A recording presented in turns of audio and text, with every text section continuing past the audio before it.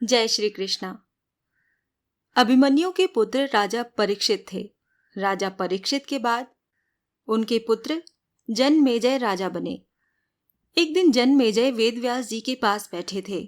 बातों ही बातों में जनमेजय ने कुछ नाराजगी से वेदव्यास जी से कहा कि जहां आप समर्थ थे, भगवान श्री कृष्ण थे, भीष्म पितामह, गुरु द्रोणाचार्य, कुलगुरु कृपाचार्य जी, धर्मराज युधिष्ठिर जैसे महान लोग उपस्थित थे, फिर भी आप महाभारत के युद्ध को होने से नहीं रोक पाए और देखते देखते अपार जन धन की हानि हो गई। यदि मैं उस समय रहा होता तो अपने पुरुषार्थ से इस विनाश को होने से बचा लेता। अहंकार से भरे जनमेजय के शब्द सुनकर भी व्यास जी शांत रहे। उन्होंने कहा, पुत्र, अपने पूर्वजों की क्षमता पर शंका न करो। ये विधि द्वारा निश्चित था, सो बदला नहीं जा सकता था। यदि ऐसा हो सकता तो श्री कृष्ण में ही इतनी सामर्थ्य थी कि वो युद्ध को रोक सकते थे। जनमेजय अपनी बात पर अड़ा रहा और बोला, मैं इस सिद्धांत को नहीं मानता। आप तो भविष्यवक्ता हैं। मेरे जीवन की होने वाली किसी होनी को बताइए, मैं उसे रोक कर प्रमाणित कर दूंगा कि विधि का विधान निश्चित नहीं होता। व्यास जी ने कहा, पुत्र, यदि तू यही चाहता है तो सुन। कुछ वर्ष बाद तू काले घोड़े पर बैठकर शिकार करने जाएगा। दक्षिण दिशा में समुद्र तट पर पहुंचेगा। वहां तुझे एक सुंदर स्त्री मिलेगी जिसे तू महलों में लाएगा और उससे विवाह करेगा। मैं तुमको मना करूंगा कि ये सब मत करो, लेकिन फिर भी तुम ये सब करोगे। इसके बाद उस लड़की के कहने पर तू एक यज्ञ करेगा। मैं तुमको आज ही चेता रहा हूं कि उस यज्ञ को तुम वृद्ध ब्राह्मणों से कराना, लेकिन वो यज्ञ तुम युवा ब्राह्मणों से कराओगे। और जनमेजय ने हंसते हुए व्यास जी की बात काटते हुए कहा कि मैं आज के बाद काले घोड़े पर ही नहीं बैठूंगा तो ये सब घटनाएं घटित ही नहीं होंगी। व्यास जी ने कहा, ये सब होगा, और अभी आगे सुन। उस यज्ञ में एक ऐसी घटना घटित होगी कि तुम उस रानी के कहने पर उन युवा ब्राह्मणों को प्राण दंड दोगे, जिससे तुम्हें ब्रह्म हत्या का पाप लगेगा और तुम्हें कुष्ठ रोग होगा और वही तुम्हारी मृत्यु का कारण बनेगा। इस घटनाक्रम को रोक सको तो रोक लो। वेदव्यास जी की बात सुनकर जनमेजय ने एहतियातवश शिकार पर जाना ही छोड़ दिया, परंतु जब होनी का समय आया तो उसे शिकार पर जाने की बलवती इच्छा हुई।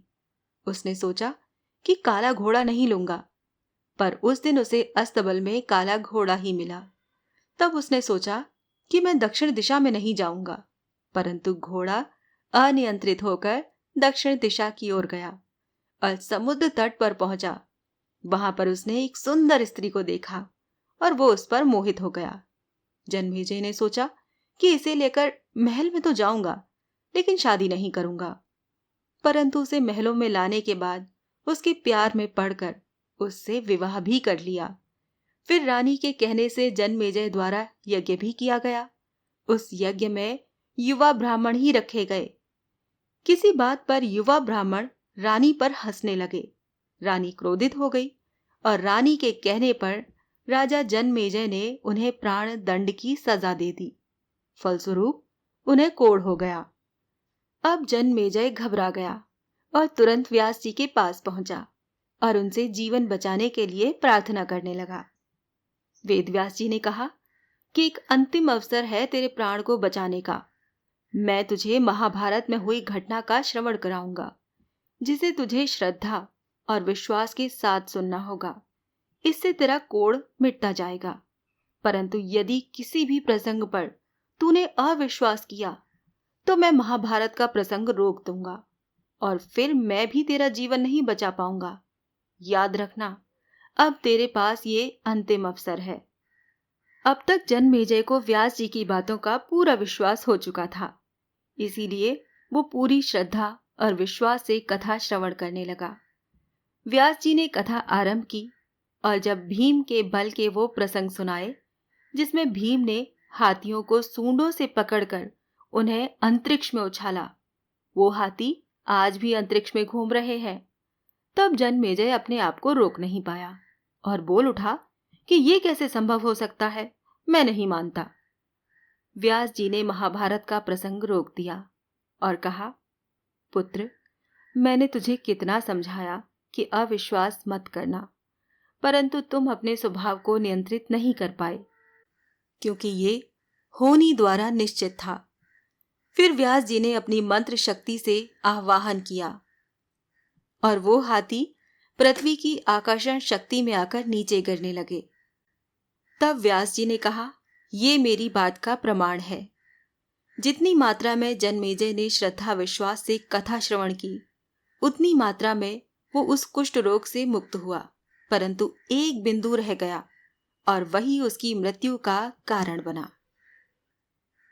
गीता के 11वें अध्याय के 33वें श्लोक में श्री कृष्ण अर्जुन से कहते हैं, उठ, खड़ा हो और अपने कार्य द्वारा यश प्राप्त कर। ये सब तो मेरे द्वारा पहले ही मारे जा चुके हैं, तू तो केवल निमित्त बना है। इसी तरह होनी को टाला नहीं जा सकता, लेकिन नेक कर्म और ईश्वर के नाम जाप से होनी के प्रभाव को कम किया जा सकता है। अर्थात रोग तो आएंगे, परंतु पीड़ा नहीं होगी। जय श्री राधे।